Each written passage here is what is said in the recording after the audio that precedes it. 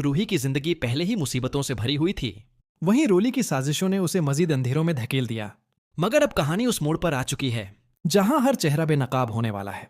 हर झूठ का पर्दा चाक होगा। रोली, वही लड़की जिसे सब नहार की होने वाली बेवी और मां मान चुके थे, दरअसल एक बहुत बड़ी चालाकी का हिस्सा बन चुकी थी। वो हर दिन एक नया ड्रामा करती। कभी ममता का नकाब ओढ़कर सबको धोखा देती, तो कभी झूठी मासूमियत के पर्दे में सच छुपाती।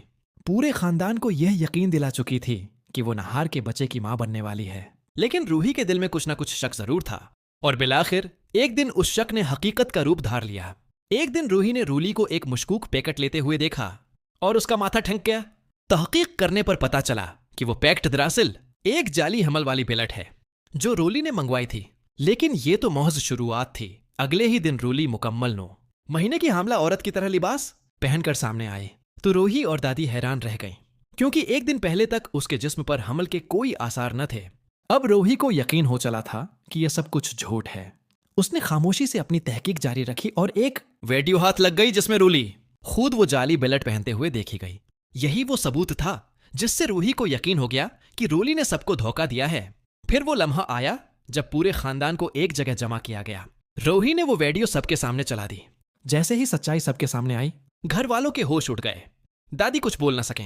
सोनी को अपनी गलती का शदीद अफसोस हुआ, और नहार, वो तो अंदर से टूट गया। नहार का सवाल साफ था, रूली तुमने ऐसा क्यों किया? क्या मेरा एतमाद, मेरा प्यार तुम्हारे लिए कुछ मानी नहीं रखता था? रूली की आंखों में आंसू जरूर थे, लेकिन उसका झूठ अब किसी के लिए नाकाबिले कबूल था। वो कहने लगी, मैं तुमसे मोहब्बत करती हूं, इसलिए डर गई थी। मगर नहार ने दो टोक कह दिया, मोहब्बत में झूठ की कोई गुंजाइश नहीं। दादी, जो कभी रोली को इस घर की बहू मान चुकी थीं, अब साफ कहती हैं, जो औरत मां बनने का नाटक करे वो इस घर में रहने के काबिल नहीं।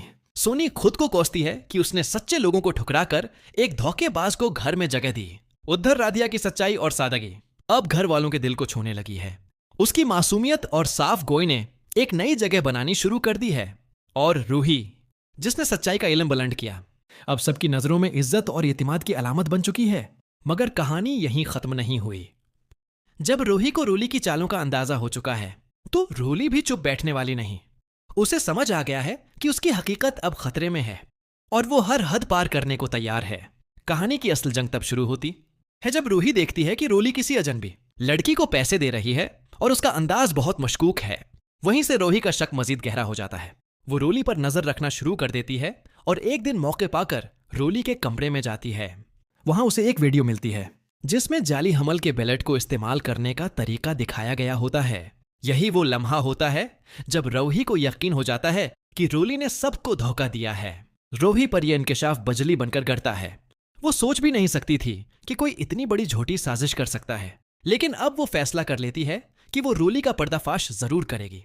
लेकिन रूली एक चालाक दुश्मन है। वो जल्दी भनक जाती है कि कोई उसके कमरे में आया था। उसे शक हो जाता है कि यह सब रूही का ही क्या धरा है, और वो अपने अगले वार की तैयारी में जुट जाती है। रूली ऐसी चाल चलती है कि जब रूही सबके सामने उसकी सच्चाई बयान करने की कोशिश करती है तो कोई उसकी बात का यकीन नहीं करता।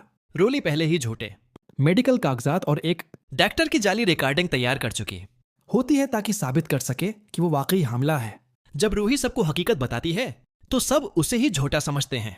दादी नाराज हो जाती हैं, मां डांट देती हैं, और नहार भी खामोशी अख्तियार कर लेता है। रूली के चेहरे पर उस वक्त मासूमियत का निकाब और अंदर ही अंदर एक मिकारी भरी मुस्कुराहट होती है। लेकिन क्या रूही हार मान जाएगी?